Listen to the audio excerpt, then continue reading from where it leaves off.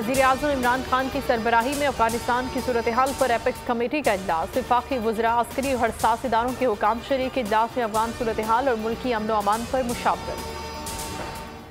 MKM Karachi की खैर खा नहीं, शहर को बर्बाद करने की तरफ ले जाना चाहती है। अपने मैंडेट पर हुकूमत को झुकाकर गुंडागर्दी करती थी। सईद गनी कहते हैं 2008 में MKM की ज़रूरत नहीं थी। आसिफ जरदारी ने शहर में अमन के लिए साथ मिलाया। मुत्तहदा मसाइल पर आवाज़ क्यों नहीं उठाती?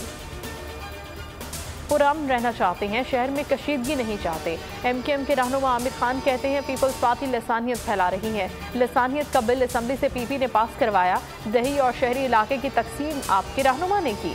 कोटा सिस्टम नाफिज किया। पीपल्स पार्टी रहनुमा सब्र करे, आगे आगे देखिए होता है क्या। दोगली सियासत नहीं चलेगी। वडेरा गैंग अपनी कौम का भी इस्तेहसाल कर रहा है। नवाज शरीफ का शहबाज शरीफ पर मुकम्मल एतमाद है। इलेक्शन की पूरी तैयारी है, डट कर मुकाबले करेंगे। अता तारड़ कहते हैं कल खानेवाल से शेर की वाज़े बरतरी निकलेगी। पुरअमन लोग हैं, इन्होंने तमाशा लगाने की कोशिश की।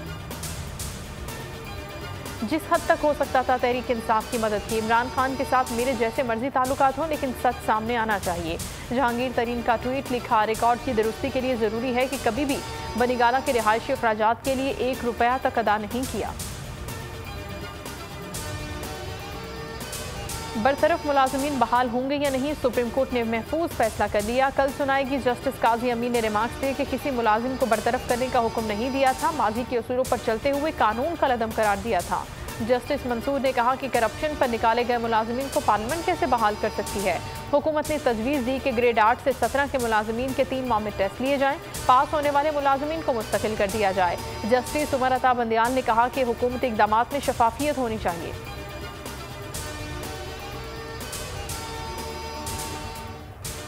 जुनैद सफदर की शादी, फयाजुल हसन चौहान मिठाई लेकर पंजाब असम्बली पहुंच गए। कहा अज़मा बुखारी जब भी असम्बली आएंगी मिठाई खिलाऊंगा।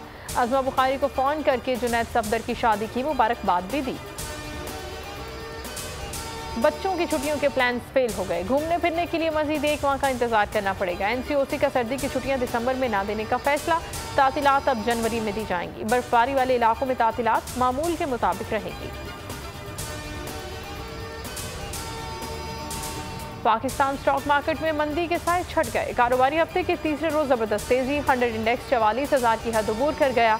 मार्केट 1120 पॉइंट्स के इजाफे से 44,366 पर बंद हुई। गुलकार अली जफर ने स्मोक से मुतालिक हुकूमती पॉलिसियों पर सवाल उठा दिया। ट्विटर पर मिट्टी से अटे गाड़ी के एयर फिल्टर की वीडियो शेयर कर दी। लिखा शहरी ऐसी गंदी फजा में सांस ले रहे हैं, हम 900 एयर क्वालिटी इंडेक्स पर भी खामोश हैं। हुकूमत बताए कि स्मोक से मुतालिक पॉलिसी है क्या। खराब कारकर्दगी, बाबर आजम की टेस्ट और T20 रैंकिंग में तनज़ुली। कौमी क्रिकेट टीम के कप्तान टेस्ट रैंकिंग में 9वीं, T20 रैंकिंग में 30 नंबर पर आ गए। नायब कप्तान शादाब खान 1 दर्जा तरक्की के बाद 9वें नंबर पर। शाहीन आफरीदी की तीसरी और मोहम्मद रिजवान की चौथी पोजीशन।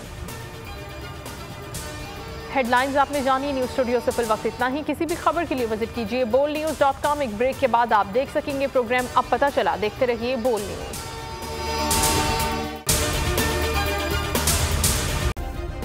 सब्सक्राइब करें और बेल दबाएं ताकि कोई खबर रह न जाए।